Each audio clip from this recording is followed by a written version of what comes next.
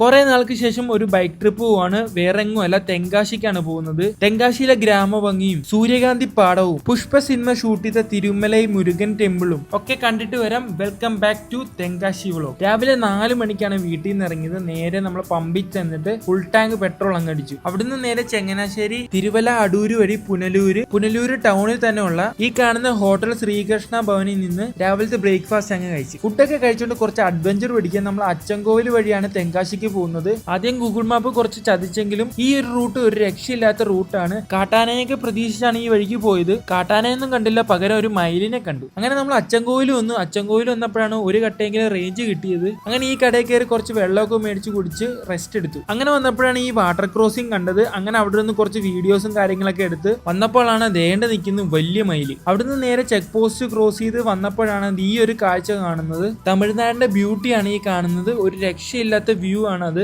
അങ്ങനെ വ്യൂ ഒക്കെ കണ്ടുകൊണ്ടിരുന്നപ്പോഴാണ് ഈ ചേണ്ട കടയിൽ നിന്ന് നല്ല ഉപ്പിലിട്ട മാങ്ങയും തേൻ മിഠായിയൊക്കെ കഴിച്ച് അവിടെ കുറച്ചേരം നിന്നു. അവിടുന്ന് നമ്മൾ പോയത് നേരെ അടവി നൈനാർ ഡാമിലോട്ടാണ്. ഡാമിലോട്ട് പോകുന്ന വഴിയാണ് ഗൈസ്. ഇതിന്റെ വ്യൂ കണ്ടോ, ഒരു രക്ഷയില്ല. ഈ കാണുന്നതാണ് അടവി നൈനാർ ഡാം. ഇത് ഓവർഫ്ലോ ആകുമ്പോൾ വന്നത് ഇതേപോലെ കാണാൻ പറ്റും. അവിടുന്ന് നേരെ നമ്മൾ തെങ്കാശിയിലോട്ടാണ് പോകുന്നത്. പോകുന്ന വഴിയുള്ള ഈ വ്യൂ ഒക്കെ ഒരു രക്ഷയില്ല. തമിഴ്നാടിന്റെ ഭംഗി എടുത്തു പറയേണ്ടതാണ്. അങ്ങനെ നമ്മൾ തെങ്കാശി ടൗണിൽ വന്ന് ഫുഡ് കഴിക്കാൻ വേണ്ടി കട തപ്പി നടക്കുവാണ്. ലാസ്റ്റ് ഈ കാണുന്ന ഒരു ബിരിയാണി കട കണ്ടു. ഇവിടെ വാഴയിലയിലാണ് ബിരിയാണി ഒക്കെ കൊടുക്കുന്നത്. 4 ബിരിയാണിയും ചിക്കൻ 65 ഒക്കെ പറഞ്ഞു. അടിപൊളി ബിരിയാണിയാണ്.